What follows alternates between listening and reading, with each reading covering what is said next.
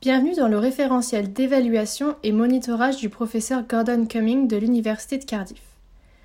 À qui s'adresse ce référentiel ? Il s'agit d'un référentiel destiné à tous ceux qui s'intéressent au suivi et à l'évaluation de données et qui ne sait pas par où commencer, mais également aux personnes qui participent déjà au suivi et à l'évaluation de données, mais souhaitent revoir leurs pratiques. Il devrait être particulièrement utile aux organisations travaillant dans les pays du Sud, aux organisations non gouvernementales, aux organisations de volontaires et bien sûr aux volontaires, aux organisations communautaires ainsi qu'aux entreprises sociales. Pourquoi utiliser ce site ? De toute évidence, il existe déjà de nombreux sites brillants traitant du monitorage et de l'évaluation de données.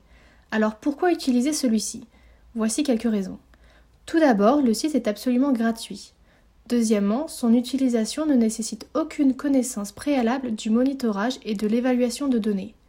Troisièmement, le site tente de minimiser l'utilisation du jargon relatif au monitorage et à l'évaluation et inclut un glossaire très utile. Quatrièmement, il est personnalisé afin que vous puissiez le lire sur votre PC, ordinateur portable, iPad ou téléphone portable. Il est donc facile d'y accéder lorsque vous êtes sur le terrain.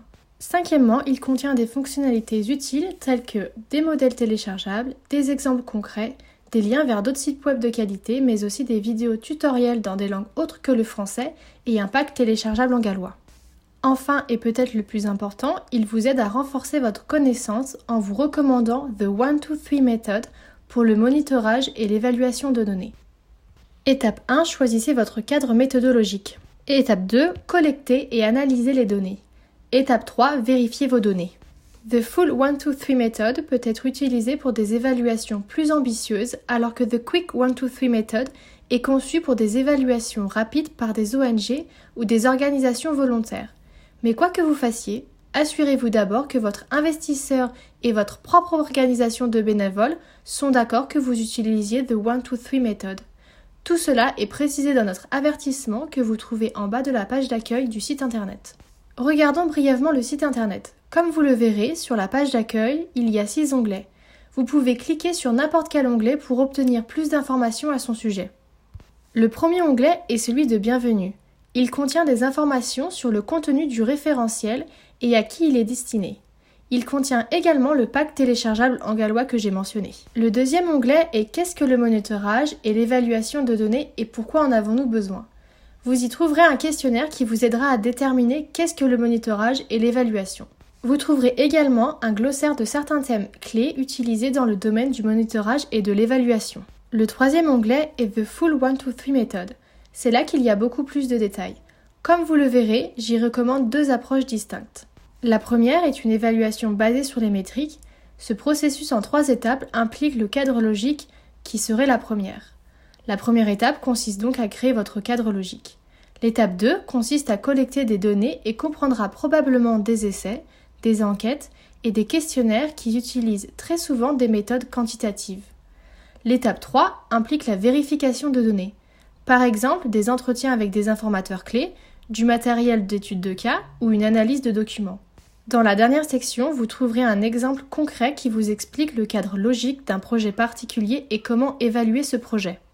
La deuxième approche est The Full 1-2-3 Method. C'est une évaluation basée sur la théorie.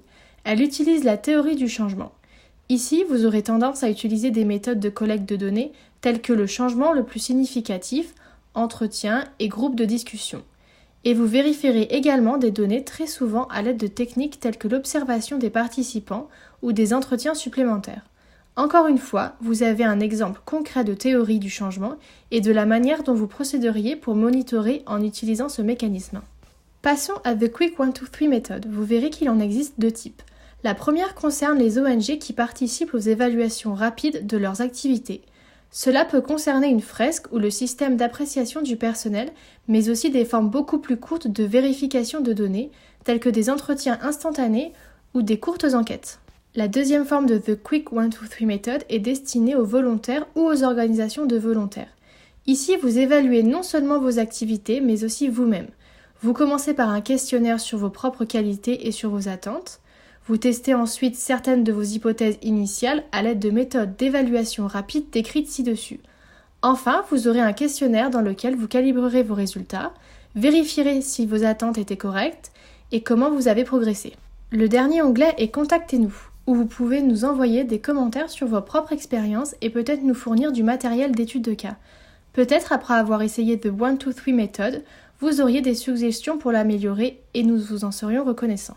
Une dernière chose, il y a 2 autres onglets en haut de votre page. Le premier est un onglet à propos qui décrit et explique comment, grâce aux recherches et à l'expérience de terrain de Gordon Cumming, le projet a été créé. Le dernier est un onglet en gallois pour lequel je suis extrêmement reconnaissant envers mon élève Laurie Pitcher, qui a effectué la majeure partie de la traduction de ce site web en gallois, ce qui sera très utile pour de nombreuses ONG au Pays de Galles. Bonne chance avec le site internet et j'espère que vous apprécierez l'utiliser.